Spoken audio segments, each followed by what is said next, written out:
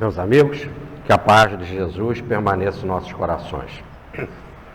Hoje nós vamos estudar do terceiro volume de Rustem, a parte que trata dos doutores hipócritas, que ele tem o coração viciado e enganam os homens pelos atos exteriores que os afrontam da luz e da verdade, os afastam da luz e da verdade.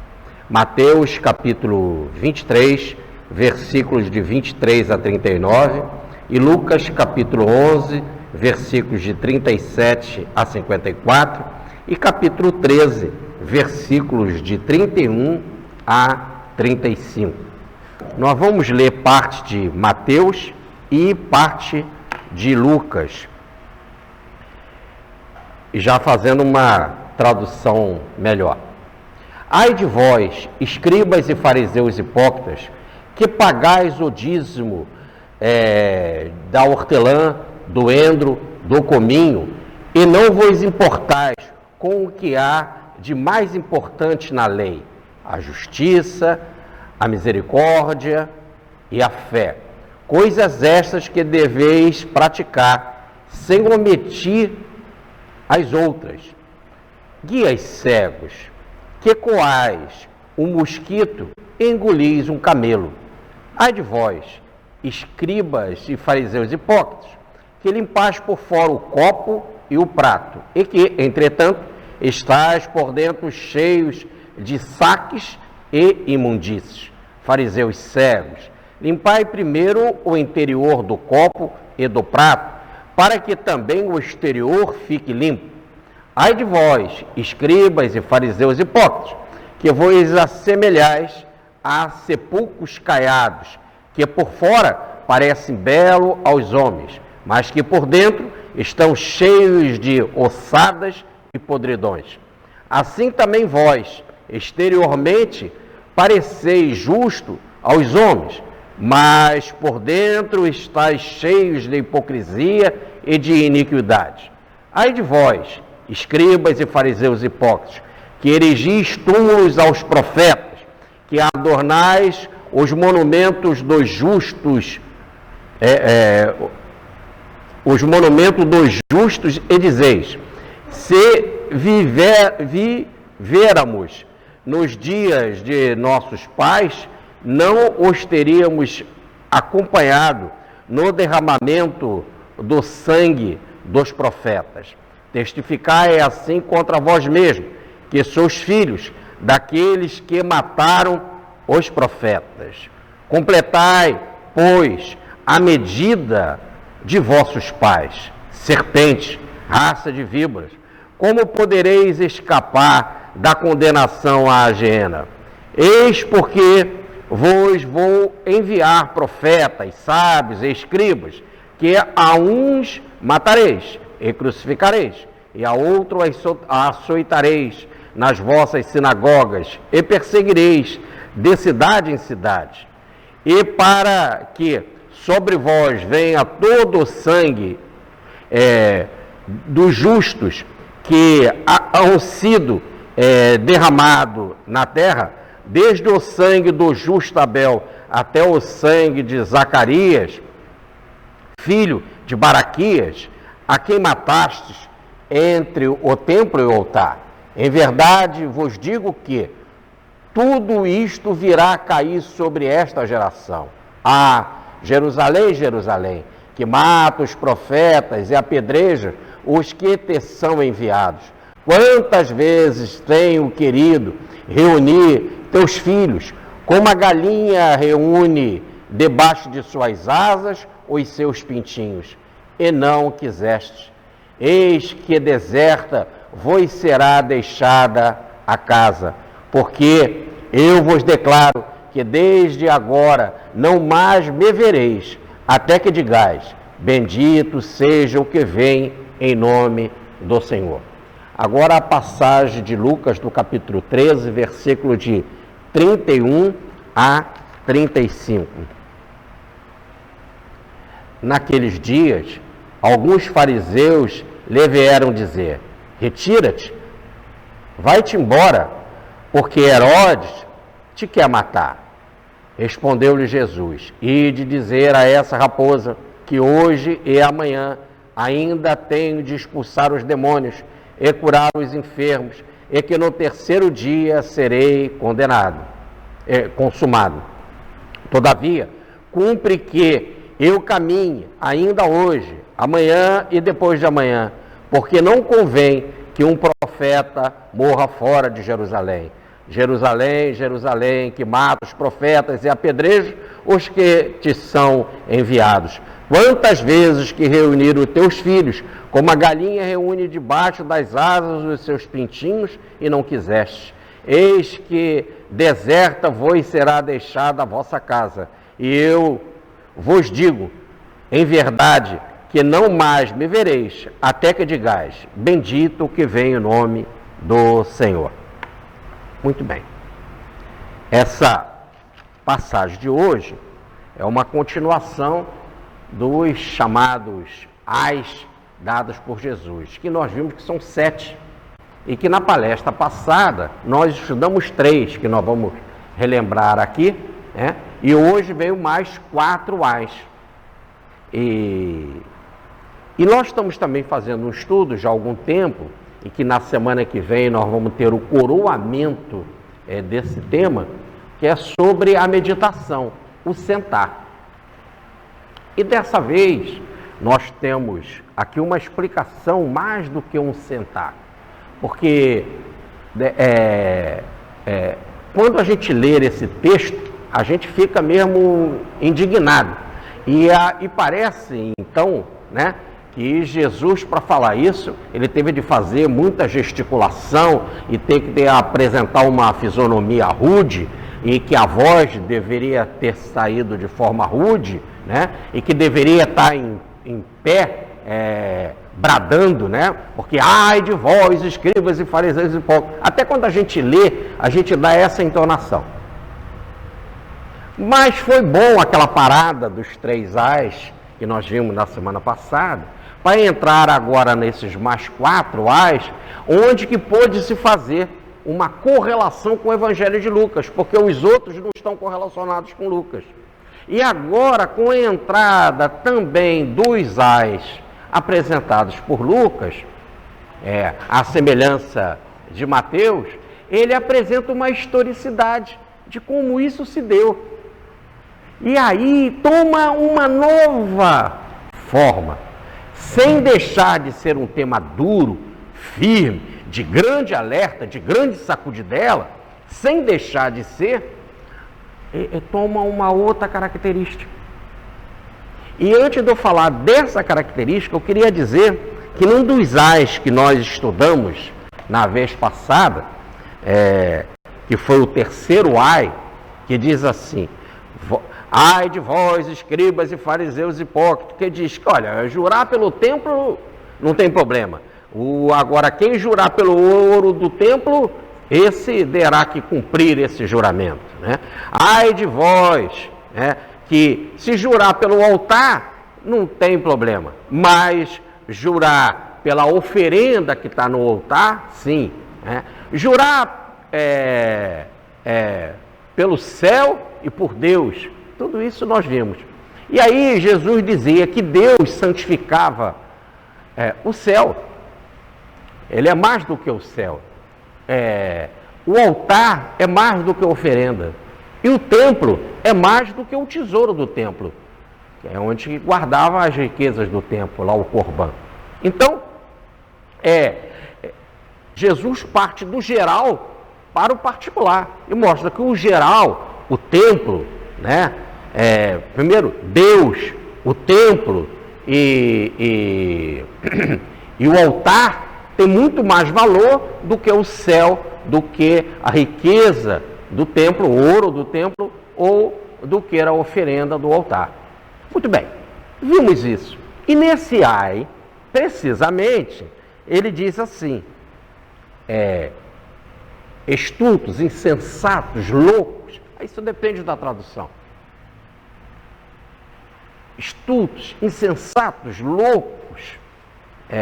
Porque pensam assim, porque falam assim.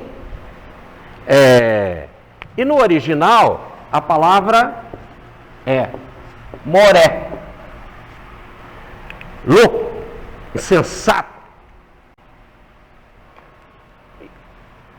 Então estudávamos esta passagem na vez passada, mas não entramos no detalhe. Jesus então diz que quem acha que o ouro vale mais que o ouro do templo vale mais que o templo, que o céu vale mais que Deus, ou que a oferenda vale mais que o altar, é um louco. E é essa palavrinha em grego. E há uma certa dificuldade de tradução. Uns botam estultos, astutos, insensatos. Bom, mas a palavra é essa no grego. E ela tem o seguinte peso. Nós fomos fazer um estudo mais profundo dessa palavra e diz assim: desprezo pelo seu coração e caráter. Um salafrário. Quer dizer, lá na profundidade, lá no coração, ele tem desprezo pelo sagrado. Essa é a ideia mais profunda dessa palavra. Tem desprezo pelo sagrado. É um salafrário. É esse que Jesus está chamando esses caras. Esse aí, né? Esse terceiro. Bom, só que isso incomoda. E nós não falamos disso na vez passada por causa do tempo, né? Para poder aprofundar agora, e agora vem a melhor explicação do que nós vamos dizer, é que nós estamos em Mateus, no capítulo 23. Mas em Mateus, no capítulo 5, então já tem há muito tempo atrás, Jesus usou essa palavra também. Há outros momentos que essa palavra é usada, mas ele usou também. Uma passagem muito significativa.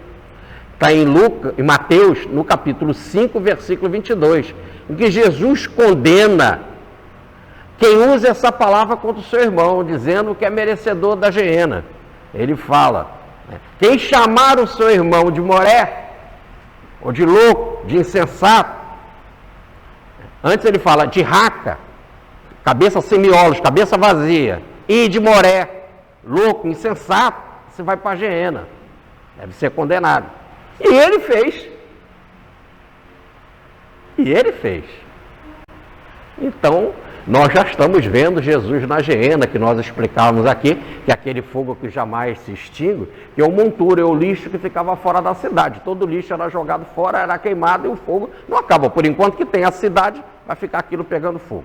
Muito bem, quer dizer, o sujeito terá que purgar essa maldade que acabou se sujando, se contaminando, precisa de um processo de purificação. Vou falar. E Jesus usou a palavra, então ele condena quem usa essa palavra e ele mesmo usa essa palavra contra os irmãos, que os fariseus e os escribas, para quem ele está falando, a quem ele está condenando, e os doutores da lei, independente dos erros, são irmãos também. E aí, como é que fica? Então, vem o capítulo de hoje, que continua a análise dos ais, mas com a entrada de Lucas, dá um novo colorido.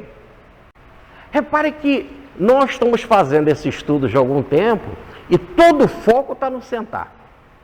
Nós vimos aqui 4 tipos de sentar. O sentar da discípula Maria de Betânia, que sentou aos pés de Jesus, o sentar de Jesus do lado do Pai, no sentido porque é um com o Pai, está à direita do Pai, e nós vimos que esse sentar à direita é uma situação de privilégio, no sentido de generosidade, de bênção, porque ele teve a característica mais importante do sentar, que foi a humildade. Então, como esta Maria de Betânia, ela sentou aos pés de Jesus, e vem um versículo que diz para ela: vem mais para cima, sobe mais para perto. Porque aquela atitude de humildade, de sentar aos pés, e disse Jesus que é a coisa mais importante, que é o que não lhe será tirado, que é o necessário, que é a humildade. Só a humildade faz a gente realmente subir e ficar mais perto de Deus. Daí Jesus está sentado à direita do Pai, quer dizer, na posição de maior destaque, porque foi humilde dos humildes. Como diz Paulo na carta aos Filipenses, se desprendeu da grandeza divina e se fez homem. Mas vimos um outro tipo de sentar, e aqui nós temos de Jesus e do Pai, né? E um outro tipo de sentar, que é o sentar dos fariseus, dos escribas, dos doutores, que sentaram na cátedra, que eles tomaram de assalto na cátedra. Na cátedra que eles tomaram de assalto de Moisés. Quando o próprio Moisés indica Cristo, dizendo que o Cristo virá, quer dizer, o Cristo vai ser maior do que Moisés, como o próprio Jesus disse, está aqui alguém que é maior que Davi, alguém que antes de Abraão ser, já era, né? Assim Moisés também, ele indica o Cristo. Então, a cátedra de Moisés é caminhar para Cristo, mas eles tomaram a cátedra de Moisés, não entraram na verdade, não deixaram os outros entrarem e se transformaram em catedráticos, os donos da verdade, ao ponto de botar esse nome para eles, de fariseu. Nós somos separados de vocês, nós somos os exclusivos, nós somos puros, cumprimos a lei, nós somos dignos, etc, etc. Daí surgiu o catedrático, que deu a palavra catedral, aonde fica a cátedra do bispo principal da localidade, da onde saem todas as normas, as normativas religiosas, onde que ele diz o que está certo e o que está errado. E aí inventaram a cátedra de Pedro, onde senta não um padre, mas um santo padre. Inventaram agora ainda essa outra doença, pior ainda, o santo padre, que é o santo papa, que senta na cátedra de Pedro e que dita as normas do que é certo ou errado. Quem está errado vai para a Inquisição, é condenado, vai para o índex, porque tem o poder de ligar e desligar. Aí Jesus vem combater isso. Mas aí ele usa uma palavra, que é o moré, que não deveria usar, porque ele mesmo diz, quem falar assim contra o seu irmão, chamar o seu irmão assim de moré ou de louco, será condenado. E aí nós passamos, quando fizemos o texto, não entramos em detalhe, mas agora aqui a gente pode entrar, porque Lucas vem trazer uma novidade nesse sentar. Ele é convidado para comer na casa de um fariseu. Isso nós dizíamos na vez passada. Poxa, ele está na casa dos próprios caras, onde que tinham presentes escribas e doutores, tanto que um doutor vai dirigir a palavra a ele. Senhor, assim desse jeito também tu está nos atacando. Acabamos de ler isso aí em Lucas. Então, quer dizer, Jesus está na casa de um fariseu, está presente ali escribas, está presente doutores, e ele fala assim, dessa forma. E nós dizíamos aqui na palestra passada, será que é delicado você ser convidado para a casa de uma pessoa e falar dos erros dessa forma? Né? Na comida, quase sempre a gente tenta aí a boa política, né? Tenta ali fazer um linguajar moderado, etc. Mas não, Jesus foi firme e falou do que tinha de se falar ali. Mas como diz o texto, acompanhe. E ele, sendo convidado por um fariseu para comer na sua casa, ele entra na casa e senta à mesa. Só que não existe isso, isso é um problema de tradução. Naquela época não tinha mesa nesse sentido. As mesas eram baixas no chão, com muitas almofadas, tapetes, formavam um U, e por dentro do U entravam os empregados para servir a comida. E ali as pessoas reclinavam à mesa, ou melhor, deitavam na mesa, deitavam no chão, em cima de almofadas e tapetes, um braço ficava preso para apoiar a cabeça e a outra mão ficava livre para pegar os mantimentos. Então como é que está aqui? Como é que está escrito no original?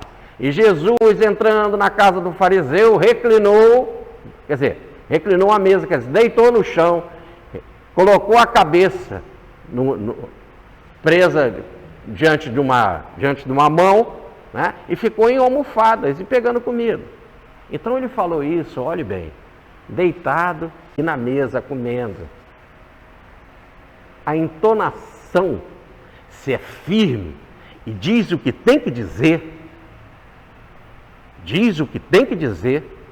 não falou em termos de maldição, em termos de vibração ruim, mas dá alerta como sendo um mestre. E ele mesmo diz, só tendes um mestre, nós passamos por essa lição, né? E como um mestre ele ensina, aqui estão os erros de vocês, erros claros, não roda com palavras, ainda mais porque eles eram multiplicadores dos ensinamentos. Você não está diretamente falando com o povo, você está falando com aqueles que vão multiplicar os ensinamentos da lei, os princípios da lei, aqueles que vão orientar o povo, e se eles continuarem cegos, como Jesus fala, e guiando o povo que é cego, todo mundo vai cair no precipício. Então eu tenho que falar assim com vocês, que por causa do povo, que vocês vão levar abismo abaixo, vocês precisam ser alertados pela iminência de perigo do cargo de vocês. É que nem um médico que está com um remédio que não é correto na mão. Ou um policial que está com uma arma diante de uma determinada situação. Então, às vezes você tem que falar firme. Uma pessoa, para ela não tomar uma atitude que vai causar um dano muito maior. Então, veja bem, Jesus não está aqui se referindo só ao povo. Não, ele está falando com aqueles que guiam o povo, que se diziam mestres. Tanto que ele fala para Nicodemos, e nós trabalhamos bastante isso aqui na palestra passada. Tu, ô mestre, quem tem título de mestre, quem diz que está em cátedra sentado é você, não eu. Você não sabe nem a reencarnação. E pior, olha o que vocês estão fazendo. Vocês vão pegar o povo todo e vão jogar precipício abaixo. São cegos. Se vocês obrigam, mais do que se dizem mestre, obrigam o povo a seguir, senão será condenado, eles vão tudo abismo abaixo. Então, mas a voz, veja bem, porque agora entramos na verdadeira compreensão. Tudo então é possível. Até a palavra moré você pode dizer. Mas se você fala de forma e consequência para os seus interesses, porque o outro te prejudica, tu chama ele de louco, não tem lógica. Você está fazendo isso para se defender. Mas quando é para defender o outro, o pobre, o necessitado, o aflito, o cego, aquele que não tem orientação, aí vale a pena todas as situações. Veja, Jesus falou dessa forma com as autoridades, mas e falou assim com os cambistas, tire isso daqui. E pegou um chicotinho e tirou os animais todos de lá. Não vamos fazer da casa do meu pai um covil de ladrões. Foi duro, porque as pessoas vão no templo para buscar uma orientação de vida, uma orientação de eternidade, de espiritualidade, de imortalidade. E encontra roubalheira. E aí ele falou firme. Mas veja no caso dele. Nós dizíamos aqui da vez passada. E a passagem citada por ele. Eu vim servir. E botou o avental e serviu. No caso dele, ele não pediu nada para ele. Quando botou ele na cruz, vocês viram ele gritando na cruz, ai de vós, vocês estão me botando na cruz. Pai, perdoa, eles não sabem o que fazem. A voz foi mansa, foi de cordeiro. Para ele não pediu nada. Quando foi?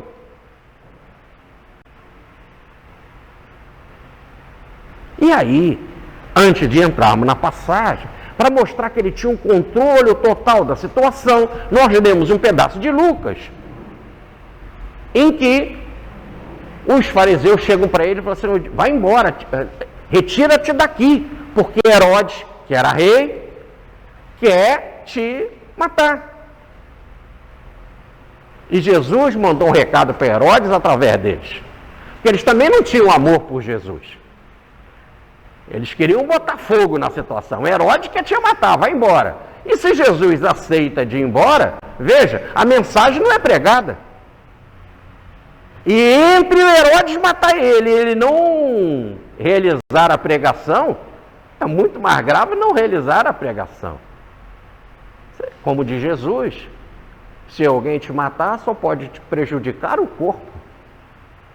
Mas você deixar de pregar, ajudar, orientar, consolar, confortar, você vai prejudicar a alma, sua e do outro. E aí Jesus manda um recado, diga àquela raposa, quer dizer, diga para aquele esperto, para aquele astuto, a raposa, que na calada da noite ataca, tá certo? Que tem métodos ardis, covardes. Diga para ele, e está se falando para o rei, e manda um recado através daqueles que não gostavam dele. Que eu ainda tenho, hoje, que curar os enfermos, expulsar espíritos atrasados, demônios, fazer desobsessão. Amanhã eu ainda tenho que curar enfermos. E depois de amanhã, aí tudo será consumado. E não vai acontecer isso na jurisdição de Herodes. Porque Herodes é rei na Galiléia. E é necessário que eu morra em Jerusalém, não sob a jurisdição de Herodes.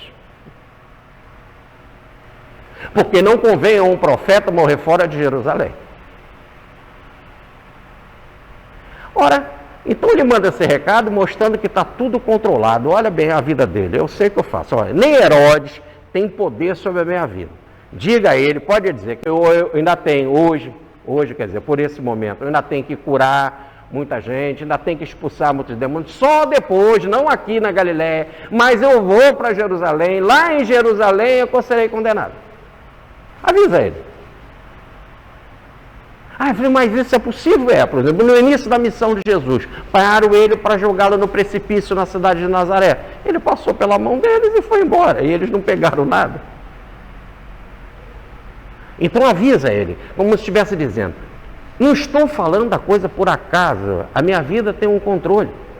Os irmãos dele, os chamados primos de Jesus, no capítulo 7 de João, vão dizer assim, já que eles não gostavam de Jesus, queriam que Jesus fosse para Jerusalém para ser preso ou para criar uma confusão. Vai estar festa lá em Jerusalém, você não vai para Jerusalém? Jesus disse, subam vocês para a festa. Eu tenho a minha hora, a hora de vocês é qualquer hora. A gente não sabe o que e quando vai acontecer conosco. Mas a minha hora eu sei. A nossa hora é controlada também pela lei. Só que nós não sabemos. Nós não sabemos fazer a leitura do livro da vida. Ele sabia fazer a leitura e sei a minha hora. Ninguém vai fazer nada comigo antes da minha hora. Eu tenho que fazer isso. Não diga para Herodes, olha, que tem um planejamento. Eu tenho que fazer curas, eu tenho que fazer desobsessão. Aí sim, só depois é que a coisa será consumada. Então ninguém tem autoridade sobre mim, sobre a vontade do Pai. O Pai me deu uma missão, essa missão será cumprida e quando chegar a hora, pronto. E aí ele conta algo muito bonito. Por que eu faço isso? Por que eu falo assim? Qual o meu objetivo? Nada para mim, tudo pelo outro. Aí ele dá o objetivo. Jerusalém, Jerusalém. Quantas vezes eu quis reunir os teus filhos, como uma galinha reúne os seus pintinhos debaixo de suas asas. Quantas vezes eu quis fazer isso? Qual o objetivo então de Jesus? Reunir a todos, para que todos vivam em fraternidade, unidade. É o princípio do amor.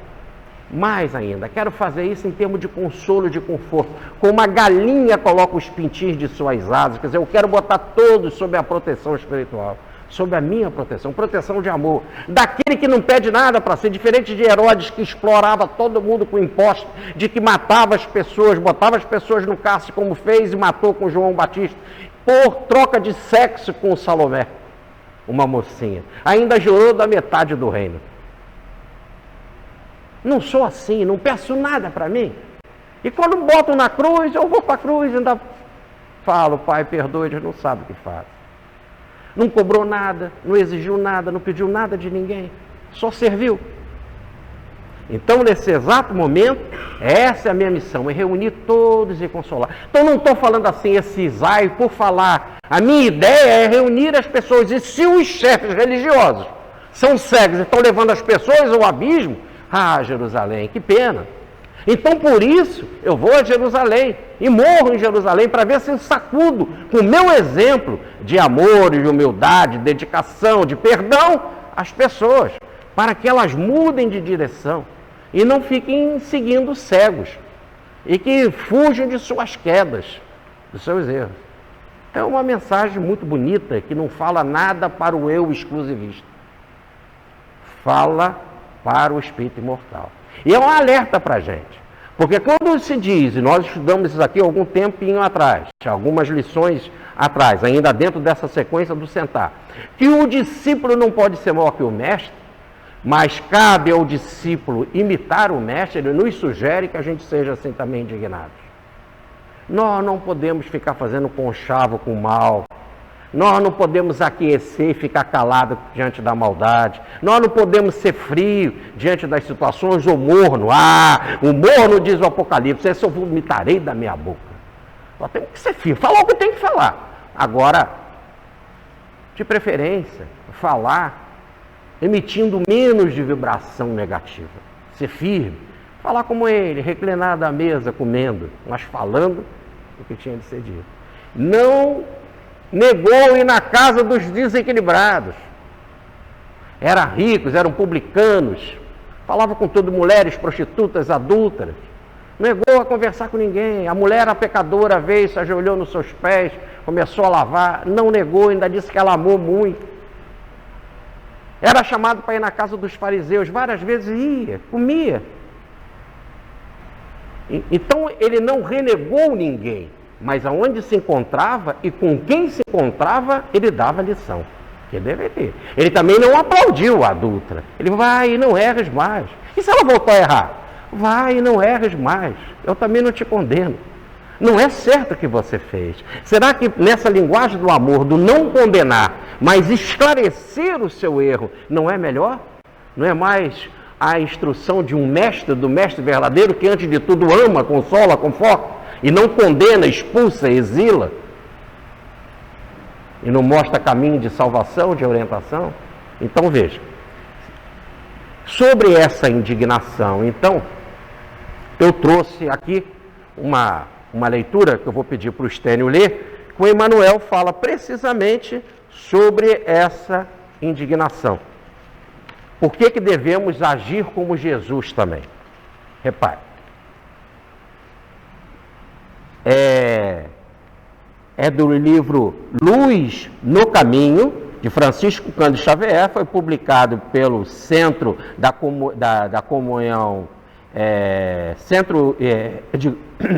o Centro de Comunhão e União de São Paulo. E a mensagem é do Emmanuel. Indignação. Emmanuel. Ai de vós, escribas e fariseus hipócritas. Está em Mateus, capítulo 23, versículo 23. Cristo nunca examinou o campo de seu apostolado, cruzando os braços de ternura doentia. Numerosos crentes preferem a filosofia acomodatícia do Deus faz tudo, olvidando que devemos fazer o que esteja ao nosso alcance. Ser cristão não é dilatar a tolerância com o mal, a começar de nós mesmos. A indignação contra os prejuízos da alma deve caracterizar os sinceros discípulos do Evangelho. Jesus indignou-se quanto à hipocrisia de sua época, contra a insegurança dos companheiros, contra os mercadores do templo. Como protótipo da virtude, o Mestre nos ensina a indignar-nos. Suas reações nobres verificam-se sempre quando estavam em jogo os interesses dos outros, o bem-estar e a clareza de dever dos semelhantes. Quando se tratava de sua personalidade divina, que pediu Cristo para si, que disparou para si mesmo no apostolado. A voz divina que se levantou com enérgica majestade no templo Para exortar os vendilhões, era doce e humilde no dia do Calvário. Para os outros, trouxe a salvação, o júbilo e a vida, defendendo-lhes o interesse sagrado com energia poderosa. Para ele, preferiu a cruz e a coroa de espinhos. Na nossa indignação, desse modo, é sempre útil saber o que precisamos para nós e o que desejamos para os outros. Então, aqui não é você, por exemplo, se indignar porque não veio o seu salário ou porque você foi mandado embora da sua empresa, mas indignar porque há muita gente passando fome, há muita gente sem salário, há muita gente desempregada. E o salário dignifica o homem, é fruto do seu esforço. Então lutar por isso é diferente. Diferente de lutar por suas causas. A gente adora lutar por nossas causas. E aí, no caso, quando a gente levanta a bandeira dos direitos, os meus direitos, quase sempre a gente esquece a bandeira dos deveres. A gente vê bem isso no caso de pais. E devemos ter muita força, porque não sabemos se vamos ter coragem na hora de agir de forma diferente. Mas, por exemplo, quando um filho recebe uma bala perdida, ou quando um filho é brutalmente assassinado, etc., a gente vê os pais gritando, queremos justiça, justiça, essa justiça amorosa, o delegado não faz as coisas. Engraçado, né? Mas você não levantou com a mesma indignação quando o filho do outro morreu. Você está fazendo agora quando é o teu filho. Então veja bem, aí é que diz Jesus, nesse caso, quando é teu, aceita, compreenda a vida, seja paciente, entenda, e lutar em todas as causas em benefício dos outros, não ser acomodado, não ser acomodado. Então quando ele diz assim, numerosos crentes preferem a filosofia acomodatícia. Deus sabe o que faz, espera, deixa a vida me levar, meio Zeca Pagodinho. Não, devemos ser firmes. Então, por exemplo, quando a Federação Espírita Brasileira não cumpre o seu papel de divulgar a obra de Rustem e nem está ultimamente publicando a obra de Rustem, mas é para criar paz no movimento, isso não é paz, isso é uma atitude de covarde. Isso é um desequilíbrio. Isso não é atitude do Cristo. Moré, louco, insensato. Está no estatuto, foi colocado por Bezerra de Menezes, é mensagem de Kardec, é mensagem do Anjo Ismael. Mas para criar paz, para não criar problema. O que é que não criar problema? Você vai e publica. E para o outro você ama. E se ele te levar para a cruz? Vai para a cruz. Desde quando que a paz se faz com o amertício? O que é o amertício? Uma parada entre duas batalhas, né? No dia do Natal não vamos tacar bomba, não. É até bom, no dia do Natal não tacar bomba. Aí dia 26 pode tacar bomba. Agora, é uma paz que não resolve. É até melhor que tenha essa, né? Mas não resolve. Se você não lutar pela verdadeira paz, que é a reconciliação. É lutar para que haja, e que ele vai chamar os fariseus aí de iníquos, né? Que é essa quebra com a moral, com a dignidade. Quando o sujeito ele não liga nem para a moral, para aquilo que é sagrado, né? Para as regras, e ele despreza isso e tem título de autoridade, ou dá para ele o título de autoridade, as pessoas ficam completamente sem ação. É o caso de um governo corrupto, que fica claro para o povo que isso acontece, e aí quando o povo vê uma situação dessa, e que ele vê que a liderança, né, que a locomotiva, só está dando péssimo exemplo, como é que ele vai ser vagão aí atrás da locomotiva, obedecer, ficar naquela linha do trem, naquele caminho? Mas às vezes ele é obrigado, ele vai no arrastão. Não é o certo. Então é porque está se falando com as lideranças, é que Jesus então foi duro e firme. Guardemos isso. Há sempre essa diferença de você falar com o vagão e falar com a locomotiva. De quem está te levando para onde. Muito bem.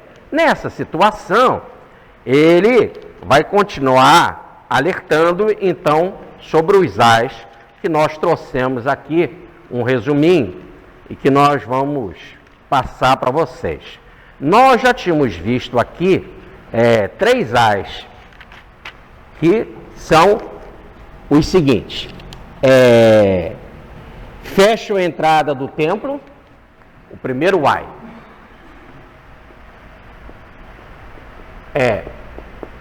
Fechar a entrada do reino de Deus. Nem eles entram, nem deixam o povo entrar.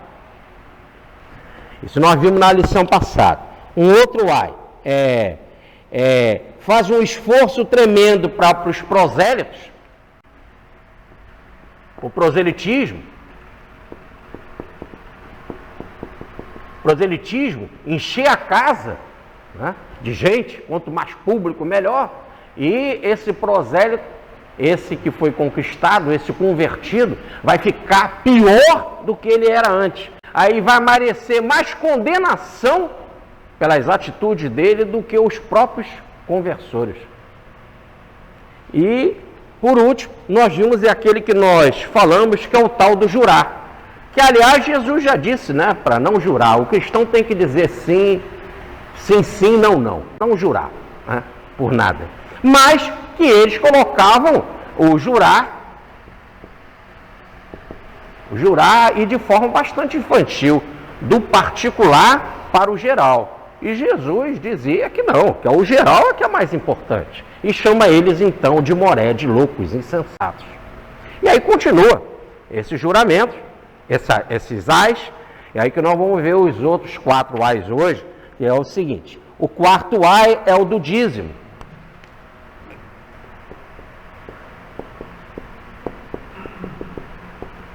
Era da lei o pagamento de dízimo, né, de uma parte para o sustento da sociedade, para o sustento do templo e das pessoas do templo, das autoridades do templo. O trabalhador é digno do seu salário. Então, pagar o dízimo é correto. O problema é que eles se batiam com essa coisa do dízimo, e não paravam de falar, e entravam em detalhes. É o dízimo da hortelã, é o dízimo do endro, o dízimo do cominho, o dízimo da arruda, o dízimo de todas as hortaliças, quer dizer, de coisas pequenininhas, menores, né? O cominho pequenininho, da hortelã, uma folhinha pequena. Né?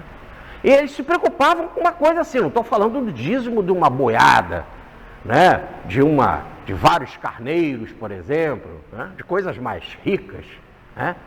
Não, eu estou falando de coisa pequena, quer dizer, eles se preocupavam com o dízimo de coisa pequenininha também. Quer dizer, quanto mais para o bolso, não perdoavam dízimo nem de coisinha pequena. Não está dizendo que eles não queriam dízimo grande, eles estão dizendo que eles gostavam tanto de dízimo, que além dos grandes, eles não admitiam que as pessoas esquecessem o dízimo até das coisas pequenininhas, que nós chamamos de insignificantes. Né? O dízimo da rolinha, que eles faziam 2 rolinhas, fazia até em promoção. Compra 2 é 1 cento. Que era o dízimo de tudo, do insignificante. Muito bem. Então, quanto mais, melhor. Logo, o que eles estão preocupados é com o corban, é com o tesouro do templo. Logo, eles estão preocupados é com o bolso, o órgão mais sensível deles. Dinheiro, dinheiro, dinheiro e dinheiro. Só entendiam a economia do dom para que me deixe.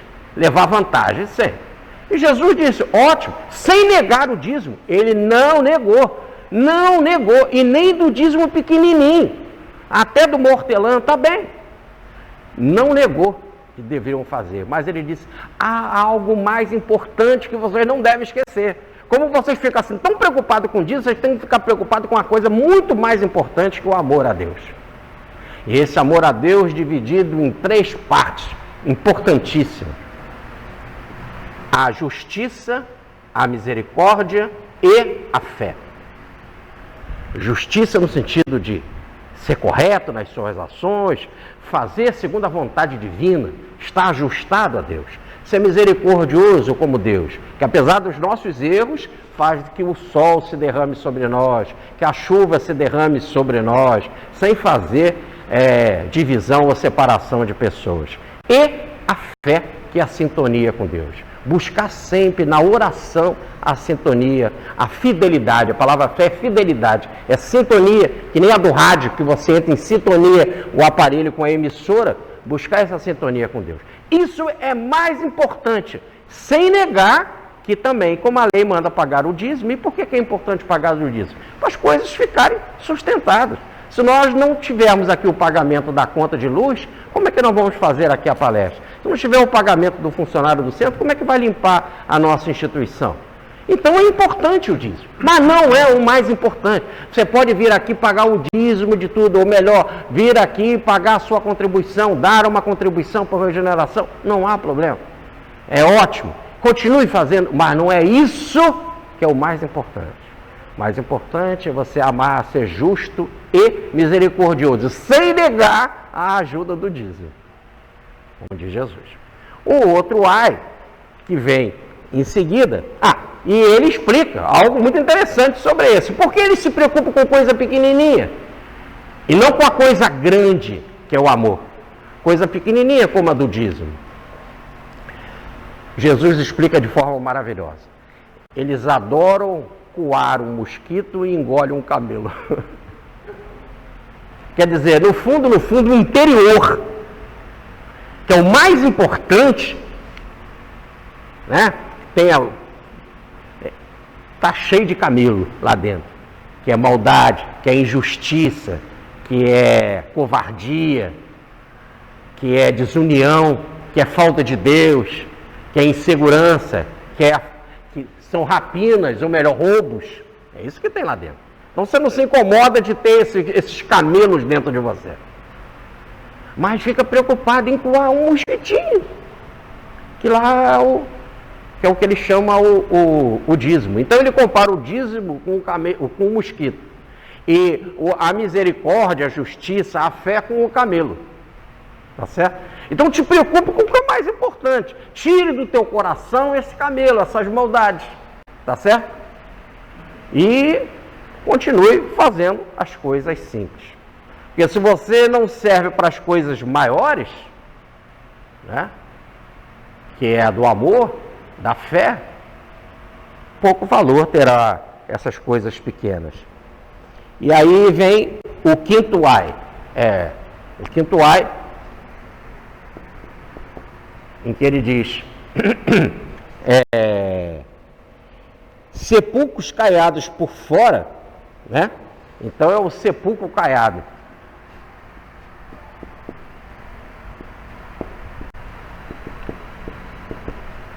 Sepulcro caiado por fora. Lucas vai dizer, não sepulcro caiado por fora, ele vai dizer que tem sepulcro que fica debaixo da terra, em cavernas, e as pessoas passam por cima, jardins, ruas, e nem sabem que ali debaixo tem sepulcro. Essa é a imagem de Lucas. Quer dizer, passa por cima, e em cima está tudo belo, tudo bonito, mas lá embaixo ele nem sabe que tem uma opção de podridão. Assim é o caso do fariseu. Tu vê ele, parece que ele é belo.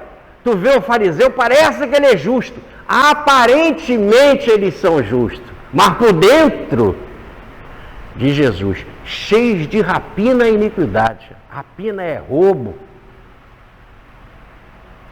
assalto, iniquidade, não cumprimento de regras. Então vale o que está por dentro. E aí Jesus explica, né? Sepulcros caiados por fora, mas por dentro cheio de ossadas e podridões. Saiba o seguinte, que externamente são parecidos com justos, mas internamente são hipócritas, atores, representantes. Tudo bem. Há o sexto ai, em que ele fala de forma bastante clara, limpo por fora, limpavam os copos e os pratos, né? E não se preocupavam em limpar por dentro. Então é a limpeza. E só se preocupavam com a limpeza exterior e não com a limpeza interior. Ora, eles ficaram preocupados, e aí pensaram quando Jesus foi lá comer lá nessa casa, Jesus sentou, reclinou a mesa e não lavou as mãos? Mas eles não estão preocupados com a saúde de Jesus em termos de ter micróbios. Estão preocupados com o ritual. O ritual em que Jesus podia ter encostado, por exemplo, em alguma coisa que um gentio encostou. Logo, um estrangeiro, logo ele estaria impuro. Ritualmente, ritualisticamente impuro. Diz Jesus: por que vocês se preocupam tanto em lavar prato, lavar bem copo? Porque às vezes pode ter alguma coisa impura espiritualmente. Como a de um pecador, como a de um estrangeiro ter encostado nisso. Ora, o que é mais importante, o interior ou o exterior? E ele fala, o mesmo que criou o exterior, não é o mesmo que criou o interior? O mesmo que criou o exterior, que é a criação, que é o mundo da matéria, que criou as mãos, que criou os copos, os pratos, o mesmo que criou o mundo exterior, o mundo da matéria, criou o interior, que é o mundo do espírito. E você se preocupa em lavar a matéria, em lavar o corpo, em fazer mergulhos nas piscinas ritualísticas na sinagoga, em lavar as mãos antes de comer, em lavar os pratos e os copos, e não querem lavar o interior.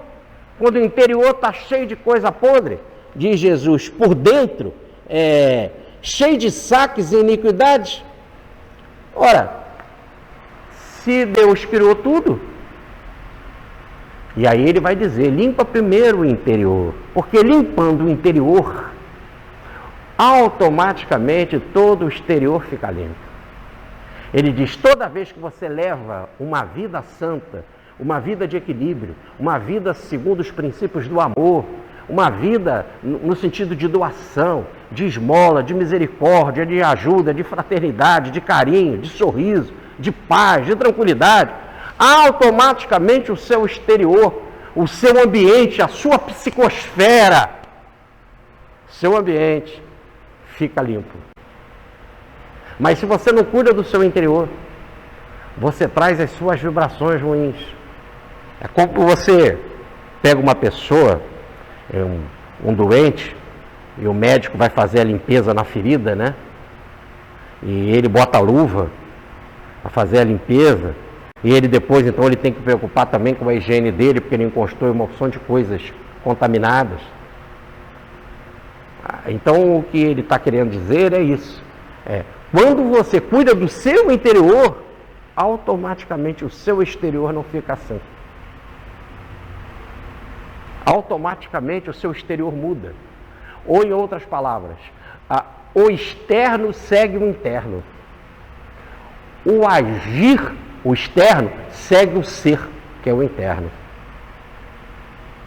Mente sã, diziam os antigos, o corpo é são. Pronto, é isso. Assim, então, eu trouxe a página do Emmanuel, que vou pedir o Stênio para ler, e que fala precisamente sobre essa limpeza, né, sobre isso. Quando ele fala desse cuidado com o exterior, com o interior. No original, no texto que está em Lucas, no capítulo 11, versículo 42, as traduções falam assim, como é que está aqui em Rustem, que a gente leu. Dai antes esmola do que tiverdes. E as pessoas interpretam que o dar esmola basta então, para que tudo fique limpo, dar esmola coisas externas. Mas no original, isso que você tem que dar para fazer a coisa externa ficar limpa, não é a esmola, que também a esmola é uma coisa externa. Não que não seja importante você dar um dinheiro para um pobre, dar uma sopa para o pobre, dar um pão para o pobre.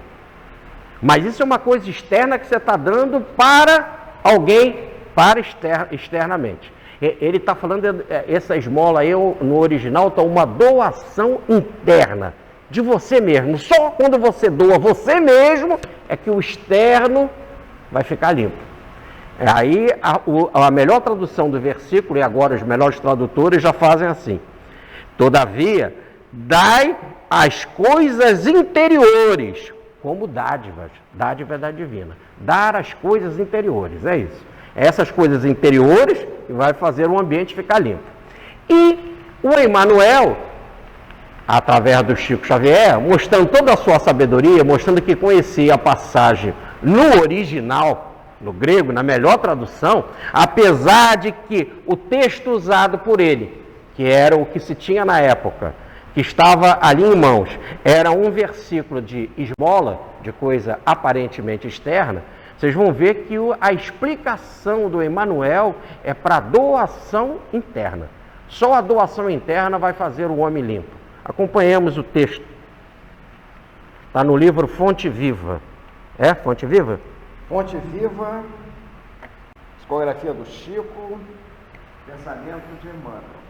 A palavra do Senhor está sempre estruturada em luminosa beleza que não podemos perder de vista. No capítulo da esmola, a recomendação do mestre dentro da narrativa de Lucas merece apontamentos especiais. Dai antes esmola do que tiverdes. Dar o que temos é diferente de dar o que detemos.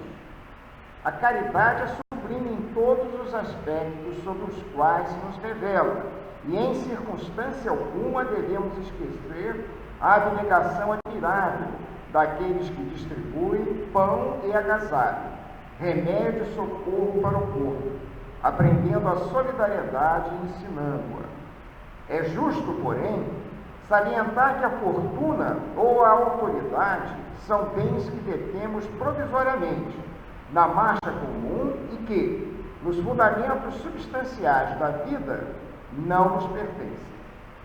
O dono de todo o poder e de toda a riqueza do universo é Deus, nosso Criador e Pai, que empresta recursos aos homens segundo os méritos e as necessidades de cada um. Não olvidemos, assim, as doações de nossa esfera íntima e perguntemos a nós mesmos: que temos de nós próprios para dar? Que espécie de emoção estamos comunicando aos outros? Que reações provocamos no próximo? Que distribuímos com os nossos companheiros de luta diária?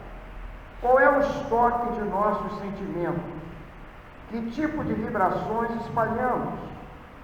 Para difundir a bondade, ninguém precisa cultivar riso estridente ou sorrisos baratos. Mas para não darmos pedras de indiferença aos corações famintos de pão da fraternidade, é indispensável amealhar em nosso espírito as reservas da boa compreensão, emitindo tesouro de amizade e entendimento que o Mestre nos confiou em serviço ao bem de quantos nos rodeiam, perto ou longe. É sempre reduzida a caridade que alimenta o estômago, mas que não esquece a ofensa, que não se dispõe a servir diretamente ou que não acende luz para a ignorância. O aviso do instrutor divino nas anotações de Lucas significa: da esmola de vossa vida íntima, ajudai por vós mesmos, espalhai alegria e bom ânimo, oportunidade de crescimento e elevação com os vossos semelhantes. Sede irmãos dedicados ao próximo, porque em verdade o amor que se irradia em bênçãos de felicidade e trabalho, paz e confiança, é sempre a dádiva maior de todas. Extraordinária a passagem de dar do que temos, não do que detemos. Até autoridade você detém. Sabe, você tem um cargo, uma autoridade lá, você é presidente, você é um rei. De repente você pode ganhar o impeachment. Ou se você é um rei, de repente chega um país, te invade, ponto. Quase sempre o rei é o primeiro a morrer quando há uma invasão. Então, o que você tem? De repente você pode morrer, e aí? A rainha Elizabeth tinha uma fortuna de ser o império mais importante, que era a Inglaterra. Ela dizia: dou tudo que tem, tudo por mais um minuto de vida. E não conseguiu comprar. Um minuto de vida não comprar nem com o império da Inglaterra. Então, o que você tem? Eu tenho dinheiro. E se o ladrão chegar e te levar o dinheiro? Aí acaba, né? E se alguém sacar o dinheiro da sua poupança? E se um esperto lá clonar o seu cartão? Acaba tudo, né? E se o ladrão chegar na sua casa? Até o corpo. Muita gente diz assim, eu vou fazer aborto, o corpo é meu. O corpo é meu. Talvez não dá nem tempo, vai fazer uma bolinha no sangue, né? Você vai de derrame e fica caída de derrame ou morre de derrame. Tudo passa, nós não temos nada. Quando a gente diz, porque a gente não sabe nem se vai acabar a palestra. Desencarna, não sabemos a hora. A palestra sempre dá tempo, eu costumo dizer isso. Mas não somos donos de nada. Logo não é isso. O mais importante é o que você tem. O que você tem, só você tem. E em qualquer situação você teria. Jesus estava na cruz e tinha lá a palavra do perdão, da compaixão, da misericórdia, da oração, da confiança em Deus. Então o que você tem? É isso que você tem que compartilhar com as pessoas. É quando você compartilha isso, e isso é o melhor, porque você colocou para dentro, tirou esse camelo do mal e botou para dentro justiça, misericórdia e fé. São essas forças que você deve irradiar para as pessoas. O que você irradia de emoção? O que você irradia da sua vibração? Você chega, o ambiente fica melhor? Ou piora? Faça uma análise. Você divide sorriso diante de uma situação de tensão. Você alivia a tensão, você sabe guardar o silêncio, você sabe buscar a oração, você sabe trazer uma palavra de consolo? Ou você é aquele que ainda vai lá para a pessoa na missa do 7º dia e cumpre o ritual e fala assim, meus pesos, a coisa é pesada, é muito peso. Ou você leva uma palavra de Deus, a palavra de amor, uma palavra de conforto. Ou você bota ainda óculos escuros para fingir que está chorando no velório. Então, o que é por dentro? Você pode até botar o óculos escuro e ficar lá e tal. Mas e aí? Ali você está firme, está passando confiança. Olha Maria na cruz. Era o filho dela. Você imagina uma mãe ver um filho sendo crucificado. Mas diz o texto que ela estava em pé do lado da cruz. Não diz que ela estava xingando, gritando, ofendendo os romanos, ofendendo o povo, ofendendo os judeus, nem os ladrões que estavam na cruz, ninguém. Estava em pé ao lado da cruz, ali pronto, no olhar para cuidar do seu filho, para amar o seu filho, para consolar, para confortar. Por isso que recebeu ali o maior título, Mãe Universal da Cristandade. E ele nos doou ela para nós. E aí vem o último ai, que ele fala, ai de vós que matam os profetas, e que constroem agora monumentos e adornos para esses profetas.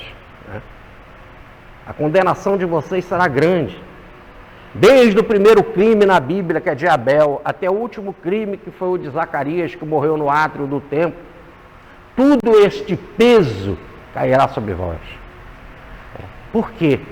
Porque vocês dizem, porque se nós fôssemos da época dos nossos pais, nós não mataríamos os profetas. Aí diz Jesus, poxa, vocês mesmo estão se entregando, estão dizendo que os pais de vocês mataram os profetas. E mais, eu digo mais, e completam a obra, vocês estão completando a obra do pai de vocês, porque eles mataram o profeta e vocês estão fazendo túmulos enfeitados com adorno. Eu vi isso lá no túmulo de Davi. Eu fui no túmulo de Davi, que a gente vai ver ali aquele monumento e tal, a vibração de ódio. Porque logo quando nós entramos, eu estava com umas moças em viagem lá em Jerusalém, e nós fomos lá para entrar, porque tinha um caminho, nós ouvimos aquele grito de ódio, eu já contei isso aqui, mas cabe aqui no momento, aquele grito de ódio, de vibração ruim, não pode, não! Aí que nós fomos entender que eu podia, como homem, entrar ali para ver a cabeça de Davi. Elas tinham de ir por outro caminho, que elas só podem ver, por serem mulher, os pés de Davi. Eu quero dizer para vocês que o pé é bem melhor que a cabeça, mas Olha, mas o problema não é nem essa divisão de homem e mulher. É ali naquele espaço em que você tenta buscar o cara que falou dos salmos, né, que fez os salmos da fé, pedindo reconciliação, pedindo perdão, ainda tem essa divisão no coração das pessoas e o grito de ódio: não pode estar fazendo algo errado, as impuras estão entrando aqui, mulher impura só pode ver pé, a gente pode ver o corpo inteiro, o homem. Então e aí de Jesus: vocês estão completando a obra dos pais de vocês. Isso hoje, passa 2000 anos, continua aí essa loucura. Vocês estão completando, porque no exato momento que vocês fazem túmulo, ornamentos para os profetas que o pai de vocês mataram, vocês estão completando a obra. Logo, diz Jesus, essa geração, e aí, sem a reencarnação, a gente não entende esse fato. É essa geração mesmo que é responsável pelo crime, pelo derramamento de sangue desde o princípio de Abraão até o último profeta, o último mártir do Antigo Testamento, da Bíblia judaica, que está na crônica, porque o primeiro livro da Bíblia judaica é o livro do Gênesis. Aí no capítulo 4, versículo 8, há o crime de Abel. Esse foi o primeiro crime nas Escrituras. E o último livro encadernado na Bíblia judaica é o livro de Crônicas, o segundo livro de Crônicas. No segundo livro de Crônicas, no capítulo 24, versículo de 20 em diante, há o caso da morte do sacerdote Zacarias, e que morreu no átrio do templo. E é interessante que quando ele vai morrer, ali sendo apedrejado pelo povo por ordem do rei Joás II, na hora que ele vai ser apedrejado, ele fala uma frase assim: porque o Senhor te verá e te julgará.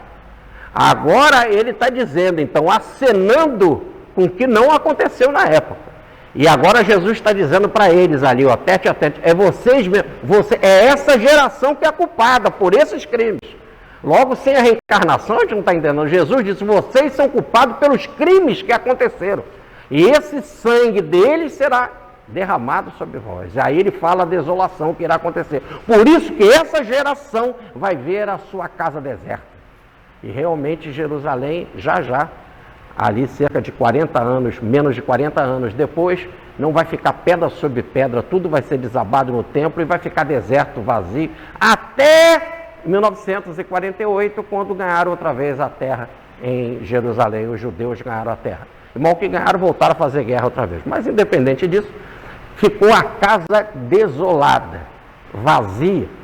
E Jesus ainda diz mais: e vocês não me verão. E ver Jesus não é ver no sentido físico, necessariamente, mas ver como aqueles que o amam, que o sentem, que veem com óleo do Espírito, que veem a atuação dele de amor nas nossas vidas, não verão, não sentirão mais a presença dele, até que, digo, bendito que vem em nome do Senhor. Ou melhor, até por me reconhecerem como enviado do Pai, por enquanto que não reconhecerem isso, não terão a vivência minha. Ou melhor, não terão as benesses daqueles que me amam, de sentir compaixão, amor, etc. E até hoje vivem em profunda guerra. Profunda guerra, né? Muito triste. E você vê que ontem mesmo, hoje mesmo está acontecendo o velório do Pérez, né? Que ganhou o Nobel da Paz, que desencarnou lá com 93 anos, que sempre lutou para a união dos povos, né? Dos palestinos e judeus. Simão Pérez, o Pérez. Então, sempre lutou por isso, né? Mas não ouviram. Mais uma vez também não querem fraternidade, não querem união, né? E você vê ontem, e nós vivenciamos isso, muito interessante, porque no esporte também eles tiveram uma vitória massacrante, né? Nunca o time palestino poderia imaginar que fosse ganhar do Flamengo. Nunca poderia imaginar. E nunca. Aliás, já saíram de lá derrotados. mas vieram aqui, jogaram com vontade, com respeito, ficaram na defesa, foram como podiam, e chegaram lá e paparam o Flamengo. E depois, em choro e lágrima, ele disse: dedico esse momento, que aquilo estava sendo transmitido pela internet para a Palestina, porque esse time é do Chile, mas é a maior concentração de palestinos fora da Palestina no mundo. Tem 350 mil palestinos lá, o mundo, mais do que a cidade de Petrópolis, no Chile. Você não poder viver no seu país, mas ele ama o país dele, tanto que eles lutaram com coragem, foram lá na área do esporte, foram limpos, não guerrearam, não ofenderam os jogadores do Flamengo, não tiveram nada de agressão, um comportamento muito bom, né? E ganharam. E o jogador que fez lá os gols disse: dedico ao povo da Palestina. É lógico, falo isso como o Flamengo dói pra caramba. Mas, mas eu quero dizer que é o que Jesus falou. Não lutam pelo esporte, pela fraternidade. Por que não unir todo mundo, né? Com graçamento, a bênção, como foi as Olimpíadas, né? Você vê nas nossas Olimpíadas, ainda tem que desfilar um grupo de atletas dos exilados, né? Dos que não tinham pátria. Olha que coisa triste. E foram super aplaudidos, né? Então Jesus está dizendo: a casa vai ficar desolada, quer dizer, vocês não vão me ver, não é me ver no sentido de que Jesus está querendo ser um deles, ser chefe deles, ou querer aplauso deles, não. É aquilo que eu tenho para transmitir, que é fraternidade, que é amor, que é orientação espiritual, que dá todo um mundo de fraternidade, de liberdade, de misericórdia, de justiça. Por enquanto que não viverem isso, por enquanto que não viverem nesse sentido, como enviado do Pai, que traz essa mensagem que é a do amor, ficarão com a casa desolada, sem conforto, sem paz, sem tranquilidade. E isso lá já estava viajando no ônibus para visitar a Palestina, o local em que Jesus nasceu, em Belém. E o guia que estava do nosso ombro era judeu. Quando chegou lá nos muros, ele parou o ônibus: agora que eu tenho que descer, porque eu não posso entrar lá, senão eles me matam. Aí tem um muro enorme para separar os povos. O povo não pode ser separado pelo muro, é tudo irmão, né? E quando nós chegamos lá, o cara que veio nos receber, o guia da Palestina, o nome dele era Jorge. E ele falou assim, né? Família! Foi a primeira palavra que ele... Família! Meu nome é Jorge, sou eu que vou guiar vocês. Família! Foi a primeira... Aquilo marcou. E aí nós começamos a brincar por toda a excursão, toda hora que a gente queria chamar o grupo, a gente falava: família, família! Ele nos passou esse aprendizado de família, de fraternidade. Então, diz Jesus: mas mesmo assim, não desista. Estarei convosco até o fim dos tempos.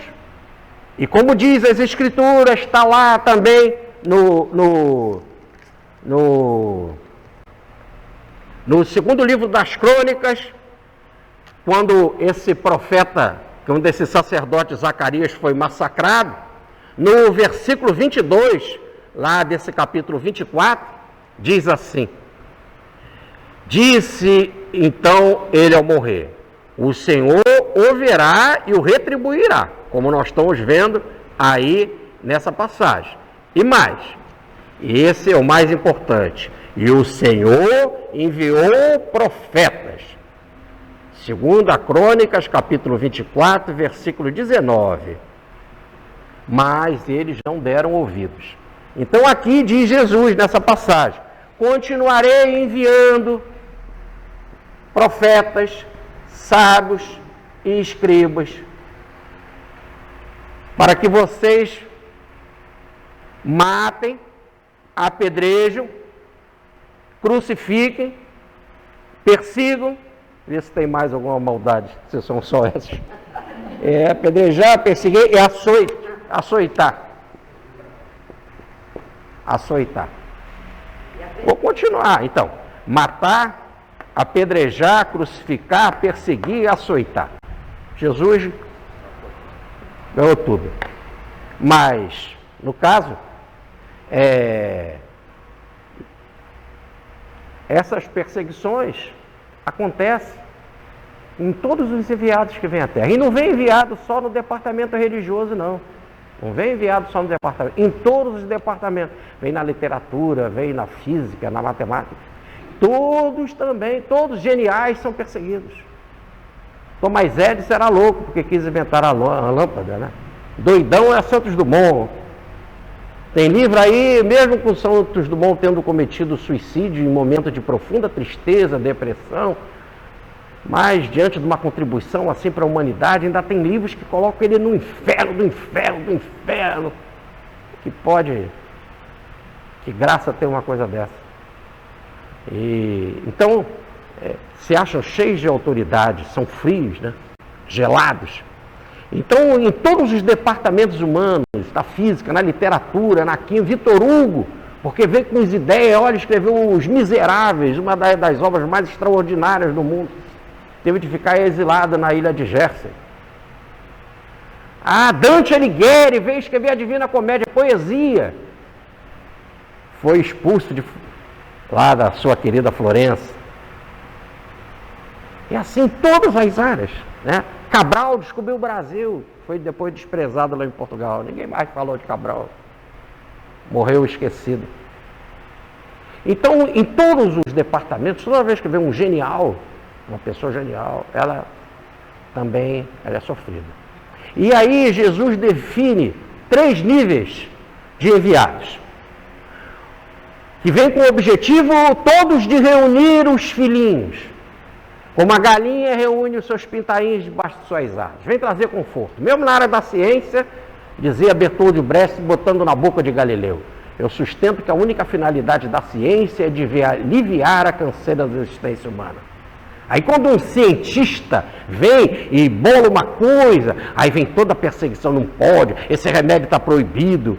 Você vê que aí o Supremo Tribunal, ontem o ministro Teori pediu mais tempo para analisar se o governo tem que pagar os remédios para as pessoas que têm doenças gravíssimas. Eu sei que ele tem que analisar, ele precisa de tempo. Mas as pessoas estão doentes. Precisam do remédio hoje. Como diz Betinho, quem tem fome tem pressa. Quem está doente, muito mais. Então, ter esse olhar de misericórdia. E aí, que tipo de remédio? Remédio que está na lista autorizado, remédio que não está na lista autorizado, mas é para salvar. Salva, não salva. Quantos médicos são perseguidos? Agora mesmo, ontem essa semana nasceu no México uma criança, de um pai e 2 mães. Mas isso teve de ser no México, porque a lei não aceita, feita por americano, mas com estrutura inglesa, pesquisa inglesa. Repare, dentro do México foi algo extremamente globalizado. Isso foi essa semana. Mas olha que dificuldade, tudo. Em todos os departamentos. Como Einstein, o homem mais gigantesco que nós tivemos na ciência, se você botar agora o nome dele na internet, ele está com a língua do lado de fora. É o bobão, é o palhaço. Então, mas esses profetas vêm. E Jesus coloca 3 dimensões desses enviados. Tem um enviado profeta que vem com a capacidade de trazer revelação, de vem coisa nova. Vem coisa nova, não só na área da religião, mas vem também coisa nova nas descobertas científicas. Um Isaac Newton, vem um Galileu, vem um Einstein, tá certo? Então esse é o profeta, o que traz revelação, que capta por intuição, pelo insight. Depois, nós temos os sábios, que são aqueles que falam dele mesmo, somente no campo da filosofia, né? Mas que vão digerir aquele pensamento e vão explicar melhor do que ninguém aquele pensamento, vão dar universalidade àquele pensamento, porque toda vez que tem uma lei revelada, uma lei ela nunca está restrita a um único departamento. Aquela lei ampla pode abranger e ajudar em todas as outras situações da vida. Quanto mais uma lei é verdadeira, mais ela penetra em todos os círculos da vida. Mais ela é dominante. Por isso que a gente vê, por exemplo, uma teoria de Einstein, está ali no dia a dia de todos nós utilizamos. No dia a dia da nossa vida. Então, esse é o sábio. que pega aquela ideia genial e vai generalizar ela. E nós temos um escriba, que só escrevem a tese. Todo dia saem milhares de teses, né? O Brasil tem uma média de 30 mil teses por ano. Esse é o pensar. Isso na área acadêmica, né? Mas aí você escreve livros, né? Só a Biblioteca Nacional recebe cerca de 100 mil livros por mês. Sabe lá o que é isso? É um mar de informação. Esses são os escribas, são os que escrevem, são os que explicam um pouquinho. Por exemplo, tem tanta coisa para falar do Dr. Bezerra de Menezes, eu já escrevi 6 livros sobre ele. E ainda não escrevi nada. Ainda tem muita coisa para falar. Isso é o papel meu de escriba. Não é o papel de sábio, de trazer nova revelação, profeta, de trazer nova revelação, nem de sábio no sentido de fazer a união entre vários princípios. Não, mas é de escrever, mostrar os fatos, mostrar a origem, dizer aonde que está, mostrar a referência. Tá certo? Bom, então eles vêm e em todos os departamentos passam por isso. Ó. Morrem, são atacados. Veja bem que veio nos Estados Unidos, veio lá o sujeito lá para falar sobre a libertação dos escravos, como é o nome dele?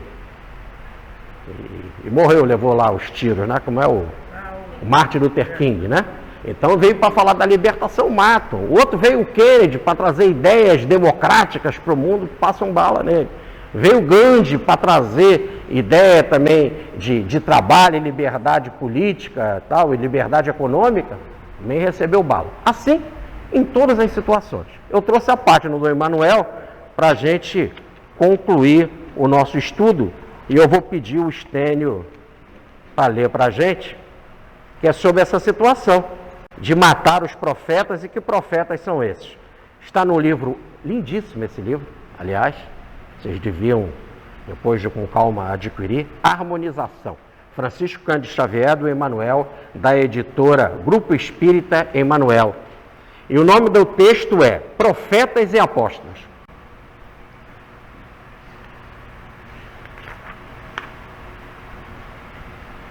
Profetas e apóstolos. Por isso diz também a sabedoria de Deus: profetas e apóstolos lhes mandarei, e eles matarão uns e perseguirão outros. Jesus está em Lucas capítulo 11, versículo 49. Profetas e apóstolos não vivem tão somente nos círculos dos preceitos religiosos. Tempo virá em que o conceito da revelação divina abrangerá todos os departamentos das atividades úteis e generosas. O serviço nobre, em todos os tempos, requisita missionários da visão e apóstolos da ação. São eles que enriquecem os patrimônios da vida, recebem a onda de inspiração das esferas superiores e ambientam as ideias do bem, plasmando-as em seguida através de serviços inestimáveis à coletividade. Entretanto, a multidão e a vulgaridade jamais entenderam semelhantes trabalhadores no tempo adequado. Sejam operadores da religião, da ciência ou da economia, experimentam perseguições e ataques dolorosos que lhes fenecem a justa noção da soledade em que passam no mundo. Não se lhes perdoa a superioridade, nem se lhes entende a visão ou o serviço nobre. Trava-se a luta. Às vezes, os trabalhadores são candidatos à posição de profeta ou apóstolos, porque o homem, em todas as circunstâncias, deverá a si próprio a elevação ou a decadência, e quando isso se verifica, a vulgaridade costuma vencer. Vale, em parte, a experiência de maior ascensão. Todavia, quando o profeta ou o apóstolo já se identificou a exata união com Deus, torna-se elemento de trabalho da providência divina. Muito bem. Bom? Tá bom. Tá bom. constitui-se em seu enviado na terra, e atropelado, esmagado, perseguido, o trabalhador fornece testemunho em si mesmo e atinge seus fins cedo ou tarde, atendendo com valor os desígnios de Deus. Então aqui ele fecha o que nós estamos dizendo, cedo ou tarde, o profeta, seja em que departamento for, ele acaba realizando, independente de todas essas perseguições, etc., a vontade de Deus. Por isso que ele diz, manda um recado para Herodes. Diga, Herodes, que eu ainda tenho que fazer desobsessão, que eu ainda tenho que fazer cura e tal, e só no terceiro dia, ou num tempo depois, é que eu serei consumado. Ou por quê? Porque nenhum profeta deve morrer fora de Jerusalém. Corretíssimo. Porque a palavra Jerusalém quer dizer cidade da paz. E nenhum profeta deve morrer sem estar mergulhado na paz. Qual é a paz? Ter a consciência tranquila do dever cumprido. Realizei aquilo que eu fui enviado. Fiz a vontade do Pai. Só assim ele tem paz de consciência, porque tem dever cumprido. Sem isso, ele não convém a um profeta morrer antes de realizar a sua obra, porque ele não está em paz. Vai ter que voltar para realizar. E é assim, então, que nós temos esses 4 sentar. O primeiro, da Maria de Betânia, que foi humilde, sentou aos pés do Mestre, aos pés de Jesus, para o aprendizado. E da vez passada nós trabalhamos o livro do Krishnamurti, né? Que tinha o pseudônimo de Alcione, e que é o apelido de Alcione, e que se chama Aos Pés do Mestre.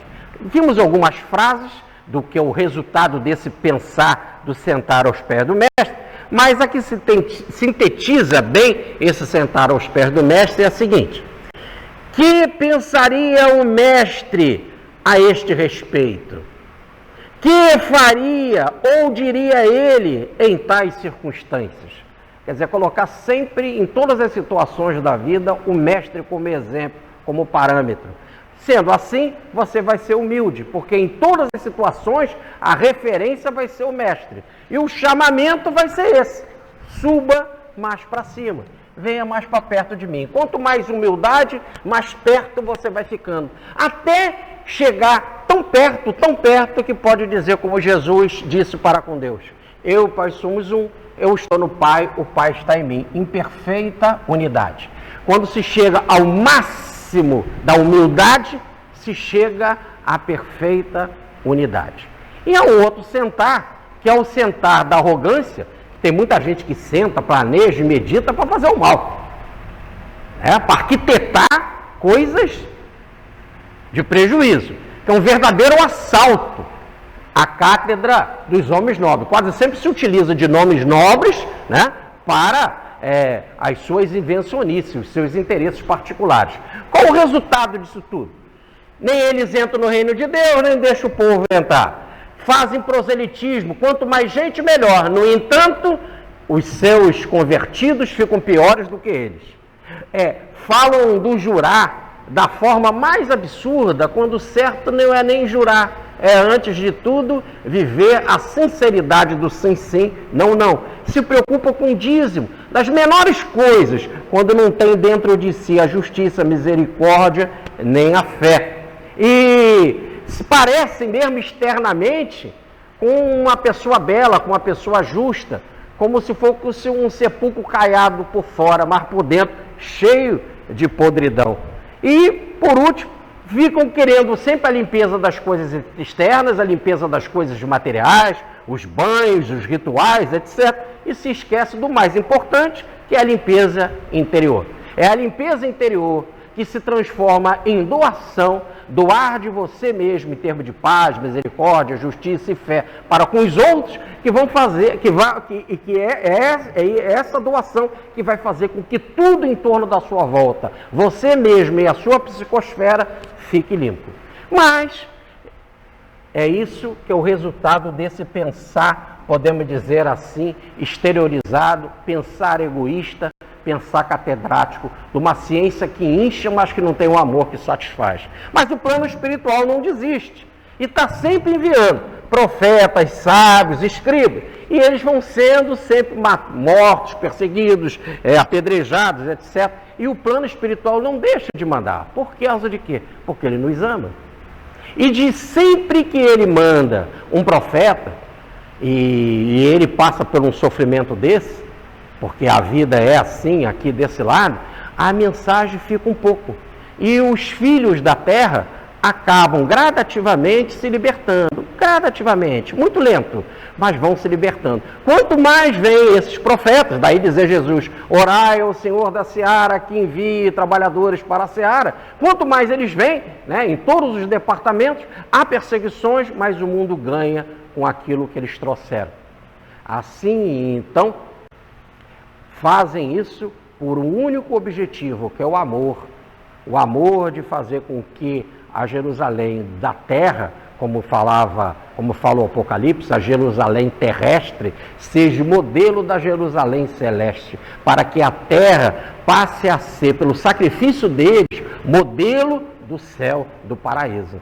Eles nada mais são do que um pouquinho de paraíso aqui na terra, e recebem em troca como salário dor, perseguição, morte, cruz, apedrejamento, mas deixa um pouquinho do paraíso entre nós. O professor Petrobaldi chama isso de a descida do ideal. O ideal para descer aqui, ele acaba se misturando na lama, mas fica alguma coisa.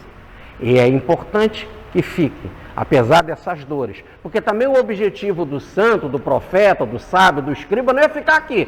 É cumprir. Ele não é daqui, ele é de outro mundo, mas ele vem aqui para fecundar, para deixar resultado e sair. Qual o seu objetivo? Fazer com que a humanidade viva em fraternidade.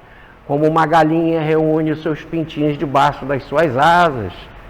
Se Jerusalém quiser, a terra quiser, será feliz, viverá em fraternidade, sob o consolo e a proteção espiritual. Se não quiser, como dizia o nosso amigo Newton Boechat, Jerusalém, Jerusalém, quantas vezes eu quis reunir os seus filhos como uma galinha reúne os seus pintainhos debaixo das suas asas.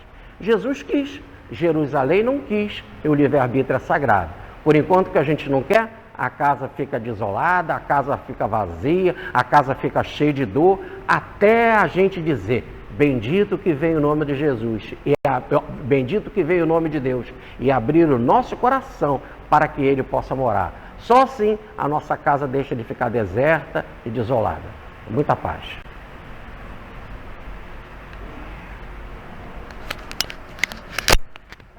Muito bem.